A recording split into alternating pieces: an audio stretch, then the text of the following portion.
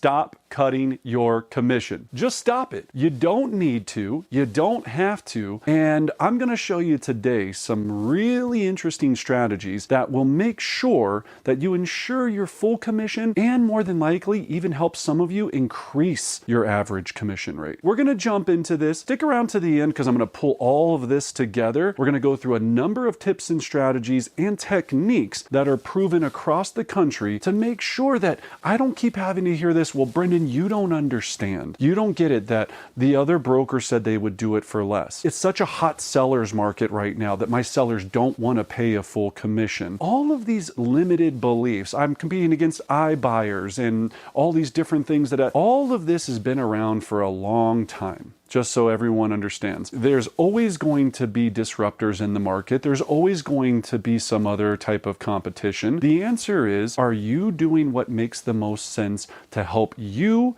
and your seller accomplish their goals? You are working together to help them, and in turn, they pay you for the value that you provide.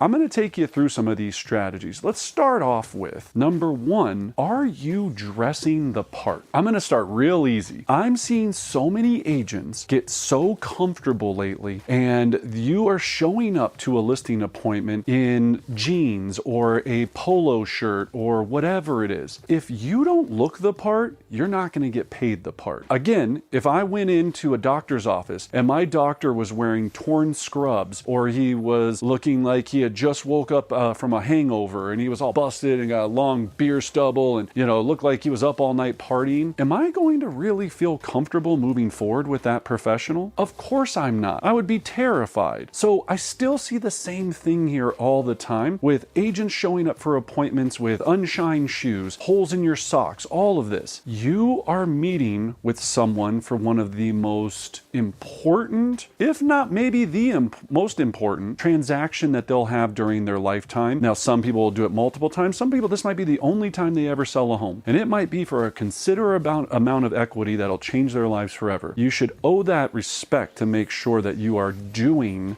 the part at the level it needs to be done. The second thing I'm seeing is you don't have a strategy. You're walking into listing appointments without a strategy and you're going, you know what? Yeah, I know the comps. I'm going to walk in, see how it goes, and I'm going to feel them out, and then we'll make a decision while we're in there. Yeah, that doesn't work. You need to have a specific strategy so when you walk into that property and you meet with that client or however you're interacting with them, you know exactly what you're going to do from the minute that you arrive till the minute you leave with the key in the lockbox and the signature on the listing agreement. It's lack of preparation and lack of strategy that usually leads to us going, yeah, no, you're right. I guess I could do it for X percentage or X amount of money. You're giving up your value because you didn't run your play. You didn't run your strategy. In strategy, we also have value. So what is your value? What are you providing to these clients? What are you doing to make sure that they understand that you're actually worth X amount? If you're an agent out there and all you do is put properties on the MLS and hope and pray that a buyer shows up, then give your commission away all day. You don't bring any value to that situation. You're not providing any validity. You're not helping the seller with staging and cleaning and cosmetic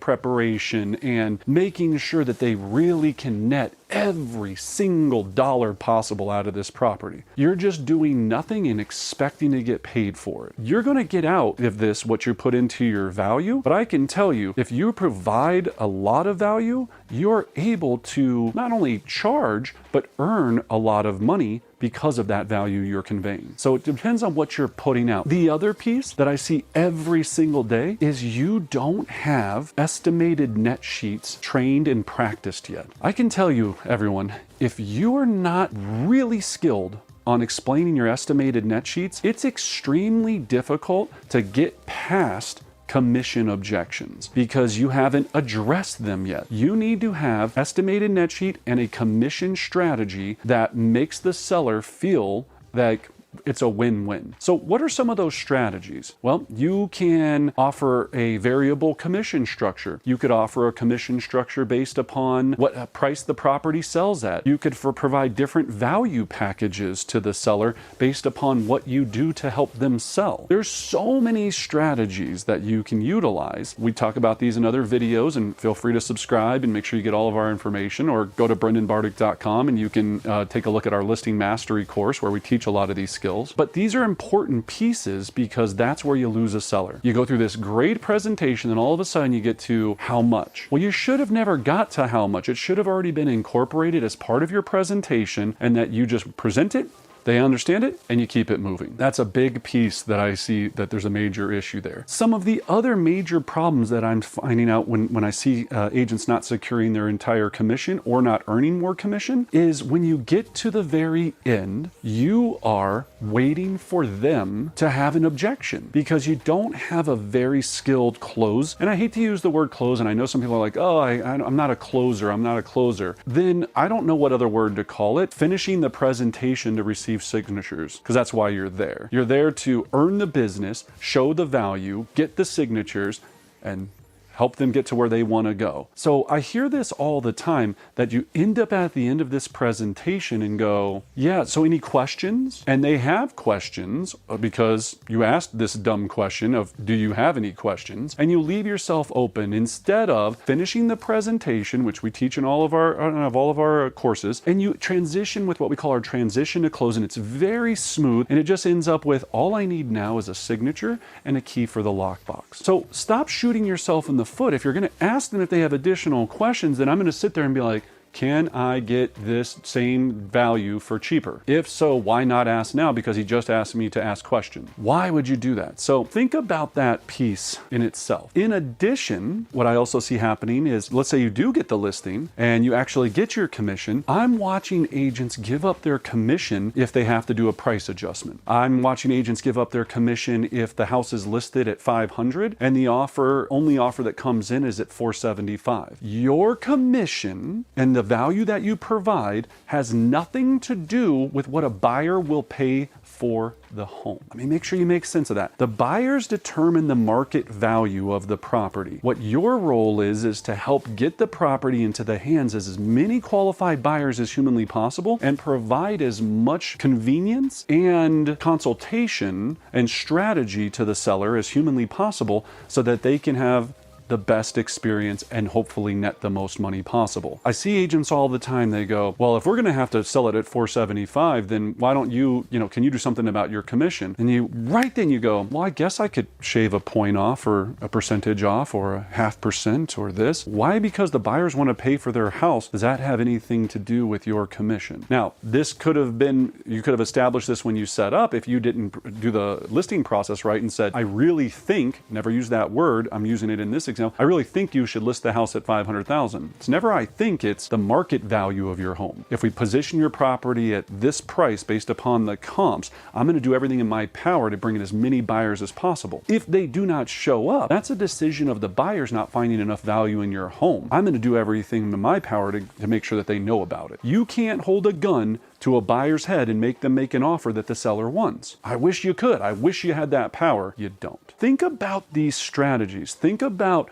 am I showing up to play the part? Do I offer value in different commission options and structures? Do I know my estimated net sheets at such a high level that they're absolutely untouchable? That the seller understands so clearly what I do and what I value that we just move right on past it? Am I shooting myself in the foot when I get to the closing table, or when I get to the part of closing and moving towards signatures, where I'm stopping and going, all right, well, it's great meeting with you. Did either of you have any questions? Instead of using a very simple transition to close strategy that leads to asking for a signature and a key. Your presentation should have covered all of their questions. If it didn't, believe me, they will bring it up. Think about these strategies, right? Think about how you're positioning yourself, and then think about after you take the listing, you have to detach yourself from the outcome that you did everything you could, and if the buyers didn't respond, the buyers didn't find enough value not yourself. And then you can just work on what we call our price adjustment script, or how to get an offer accepted scenario. And those are very easy to learn techniques. All of this is communicating and making sure that you did the prep work on the front side to deliver on the back side. Let me know your thoughts on this. Hit me up with some comments. I'd love to know what you think. If there's something else out there that you think agents could do right now to protect their commission or even increase it, please let me know. I love hearing all kind of new techniques, strategies. So many people are doing amazing things across the country right now. These are some of those simple, timeless bullet points that you need to get right to make sure you can make the same amount or more by selling the same amount of houses. You don't have to sell more to make more. You can sell the same and make more, or sell more and make even more. That's what's so great about this. But make sure you know your worth and don't give it away that quickly. Or at all. Please don't even give it away at all. But practice these techniques, practice these strategies. If there's anything I can ever do to help you, please let me know. And as always, I wish all of you great success.